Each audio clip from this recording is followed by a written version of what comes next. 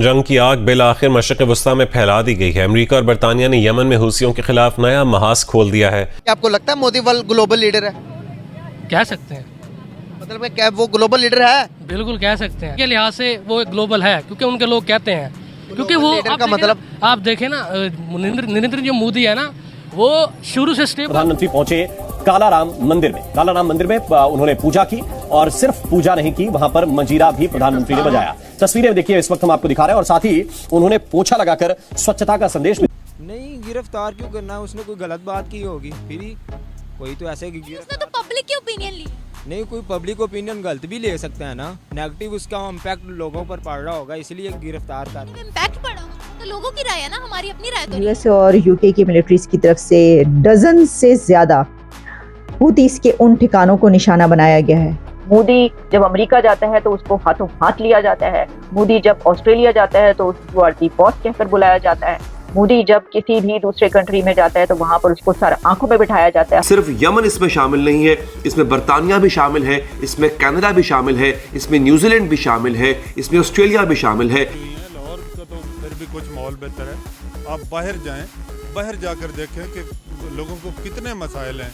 अब इंडिया की अगर इकोनॉमी देखी जाए तो लार्जली कहा जाता है कि it is coming in the major या डेवलपिंग बड़ी इकोनॉमीज के अंदर आती है। ये वाली वीडियो सामने आई तो मैंने कहा अच्छा देखिए, हम काफी अर्से से हम आपको ये बता रहे हैं कि नरेंद्र मोदी एक बहुत ही पॉपुलर वजीर आजम है।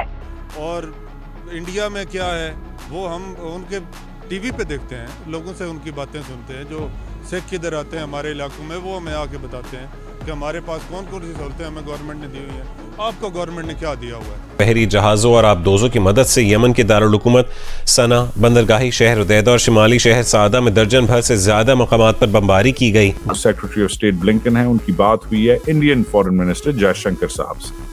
तो पाकिस्तान देख रहा है कि इंडियंस के साथ कोऑर्डिनेशन चल रही है।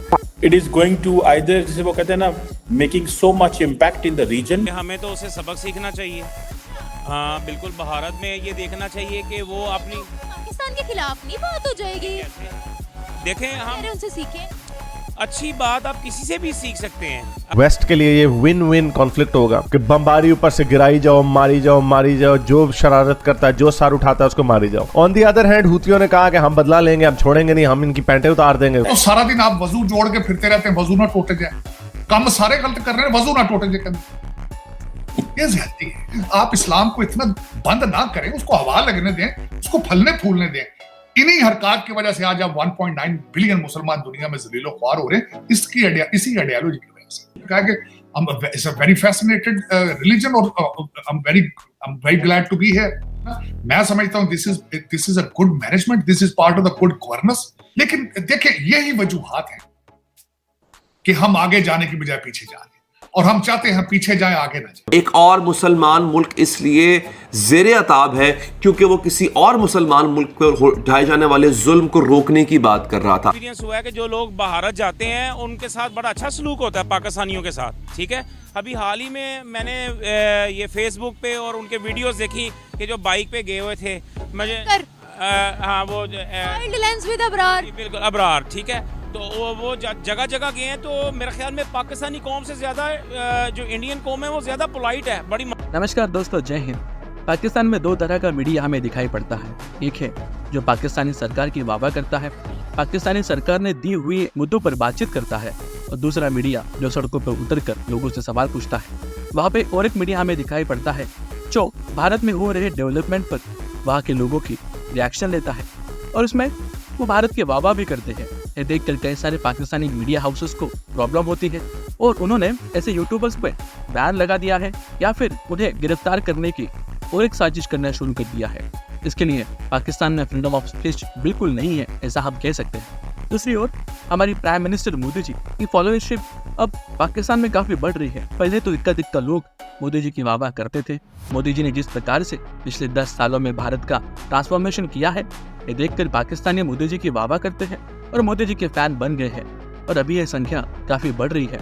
हर कोई कहता है कि पाकिस्तान ने भारत के साथ कुछ सीखना चाहिए, भारत के सामने हाथ जोड़कर माफ़ी मांग लेना चाहिए, भारत से ट्रेड शुरू कर देना चाहिए, क्योंकि मोदी जी ने पिछले 10 सालों में जो किया है उससे पता चलता है कि मोदी जी कितने बड़े लीडर हैं। भारत तो पहले से प्रगति करता आ रहा है, पर पिछले 10 सालों में जो रफ्तार भारत ने पकड़ी है ये लाजवाब है, ऐसे पाकिस्तानी लोग कहते हैं। वो लोग ये भी कहते हैं कि मोदी जी ने 10 सालों में भारत को कहां से कहां पहुंचा दिया।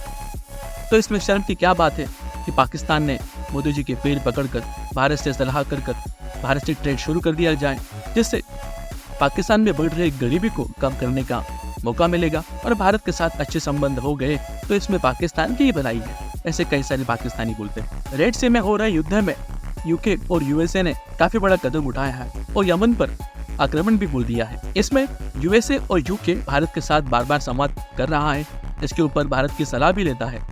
ये देखकर पाकिस्तानियों को तो और भी जलन हो रही है कि इतने बड़े मुद्दे पर ये बड़े बड़े देश मोदी जी से सलाह लेते हैं, भारत के विदेश मंत्री जयशंकर जी से बातचीत करते हैं और उनके सजेशन पूछते हैं। हुतीस ने रेड सी में काफी आतंक कर दिया था और उसको मिटाने के लिए यूएसए और यूके ने कमर कस ली है और उसको भारत का सपोर्ट भी है।